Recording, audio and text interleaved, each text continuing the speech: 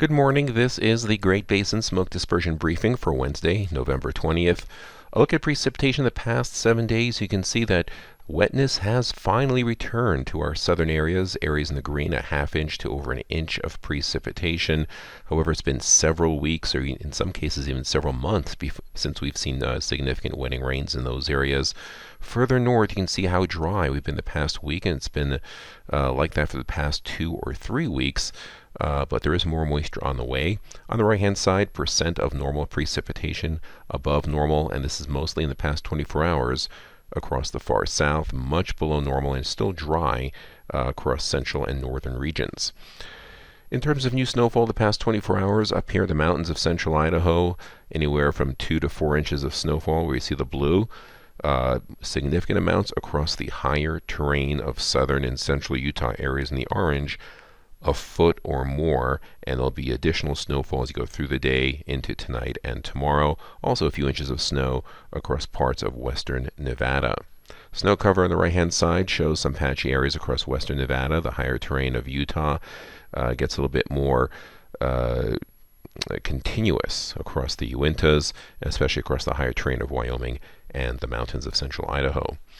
Look at fuels. Heavier fuels, 1,000-hour fuel, still dry, below 5% on 1,000 hours across our southern areas. Of course, this is not including the effects of the precipitation that's ongoing there now, so those will moisten up.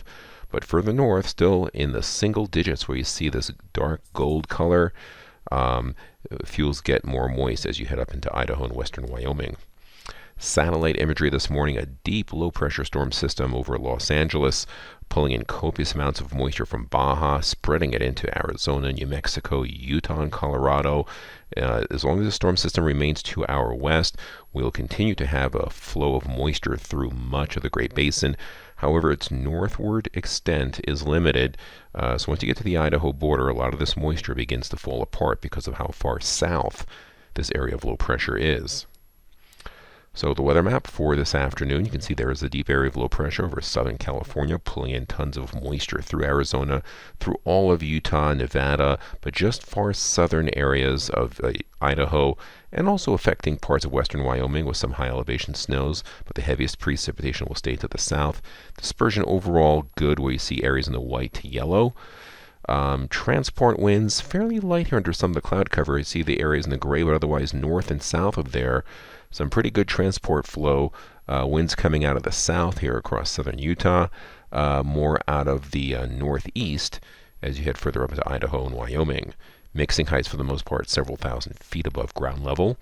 And then by Thursday afternoon, this slow-moving low-pressure system still centered right around Cedar City in southern Utah, still pulling up tons of moisture into most of Utah and parts of central and eastern Nevada, into far southern or southeastern Idaho. You can see dispersion getting a little bit worse, only because of the cloud cover.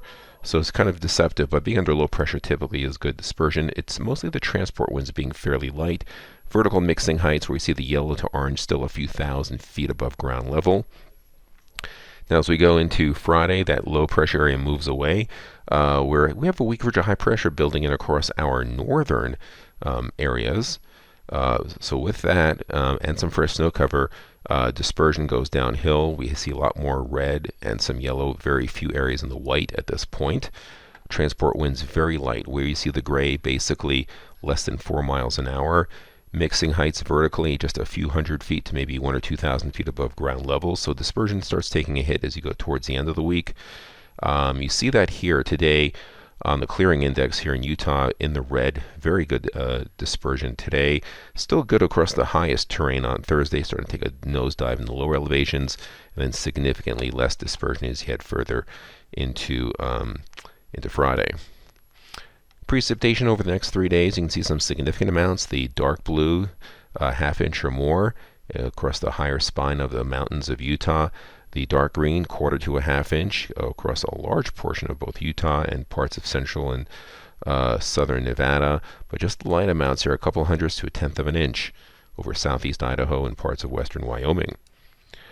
On Saturday, we do have high pressure nosing in. Deep but dry, at least initially dry, low pressure system here well off the Baja coast, but there's moisture being pulled up over here. Dispersion overall not that great, starting to improve a little bit in some spots. As we go further down the road into Sunday, some moisture being drawn up here in the far south. We're watching the jet stream here, intensifying the moisture across parts of Idaho, maybe some clouds, some showers, maybe some snow showers in the higher terrain, getting a bit more consolidated west-northwest flow. Dispersion starts to improve a bit, where you see areas in the white to yellow. And then on Monday, dispersion gets really good in the white in all areas. Good winds coming in, some storminess as well out of the Pacific Northwest. We can see some snow showers through here. And still watching this moisture pulling up to the south. On Tuesday, a deeper low pushing into the Pacific Northwest.